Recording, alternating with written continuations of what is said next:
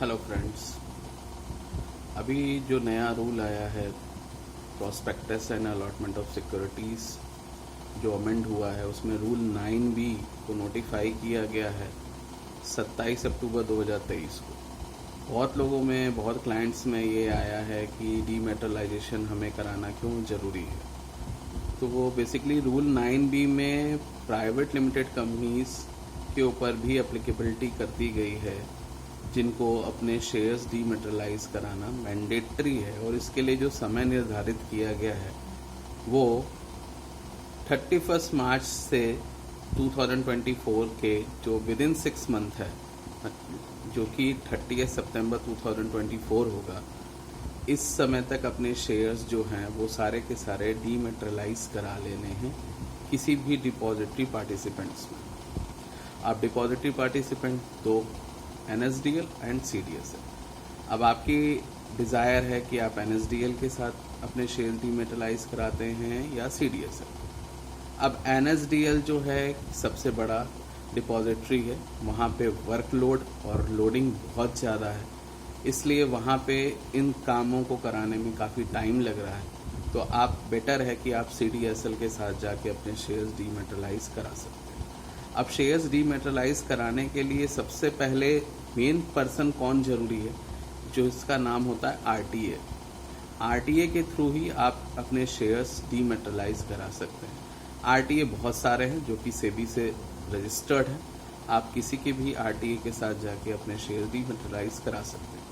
अब क्वेश्चन आ रहा है मेरे पास, बहुत सारे क्लाइंट्स हमसे ये क्वेश्चन कर रहे हैं कि सर प्राइवेट लिमिटेड कंपनी हमारी एक सेक्शन 8 कंपनी है, उनके ऊपर भी एप्लीकेबल हो गया।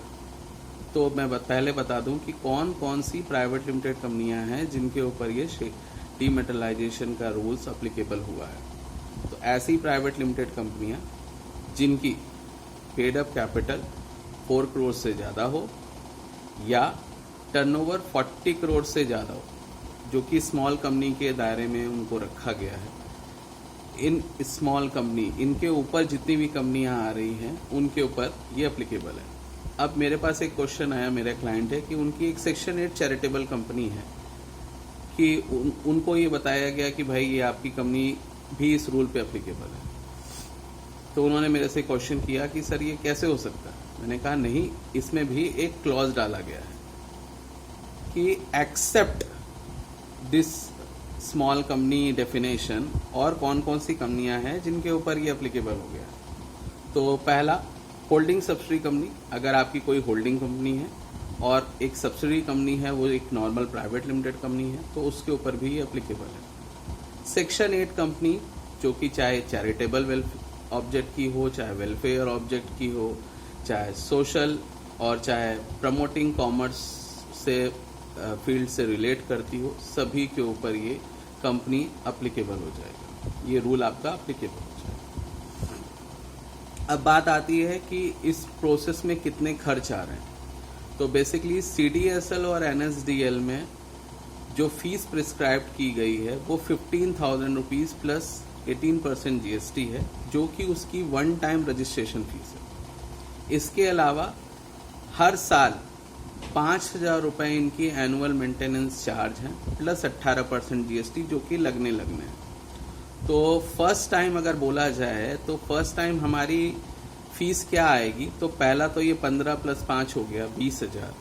फिर अब आता है कि नेक्स्ट उसमें क्या फेस में क्या फीस आएगी, तो 5,000 रुपये आईसिन जनरेशन की फीस होता है। अब ये आईसिन क्या है, तो बेसिकली आईसिन क्या है, एक इंटरनेशनल सिक्योरिटी आइडेंटिफिकेशन नंबर है जो कि प्रोवाइड किया जाएगा आपके CDSL या NSDL के थ्रू, जिससे आप इनकी वेबसाइट्स पे अपने कंपनी को देख सकते हैं।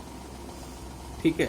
अब ये आईसिन जनरेशन की जो फीस है ये भी 1 टाइम है, आपको हर साल नहीं देनी है। एक बार आपकी कंपनी का आईसिन जनरेट हो जाएगा, इसके बाद आपका फीस ये नहीं लगेगी। तो आईसिन जनरेशन की जो फीस है वो 5,000 प्लस 18% GST है। इसके बाद क्वेश्चन आता है कि RTA, जैसा मैंने भी पहले बताया था कि RTA का सबसे बड़ा रोल है।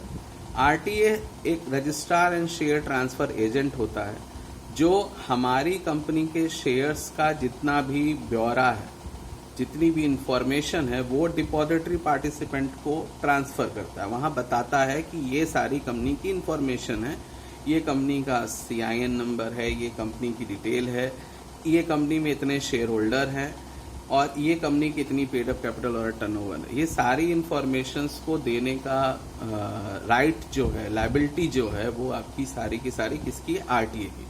ये RTA की जो फीस है वो 5,000 रुपये, सबसे लोवेस्ट फीस यही है, 5,000 रुपये प्लस 18% GST, जो कि आपको हर साल देनी है। तो हर साल देने वाली फीस कौन कौन सी आई? एक एनुअल मेंटेनेंस चार्ज जो CDSL NSDL का मैंने बताया था, और प्लस ये 5,000 रुपये। तो ये 5,000 प्लस 5,000 10,000 प्लस 18% GST आपको हर साल देना है। पहले साल तो देना ही देना है, साथ में हर साल देना है। अब ऐसी कंपनी जिनकी पेड अप कैपिटल 4 करोड़ या टर्नओवर 40 करोड़ से ज़्यादा है और वो प्राइवेट कंपनी की डेफिनेशन में आती हैं, उनके लिए एक सिक्योरिटी डिपॉजिट की भी अलग से क्राइटेरिया रखा गया है कि उन कंपनी को सिक्योरिटी डिपॉजिट 10,000 रुपीज़ का देना मैंडेटरी है, जिसपे कोई भी GST एप्लीकेबल नहीं होगा और ये नॉन रिफंडेबल है।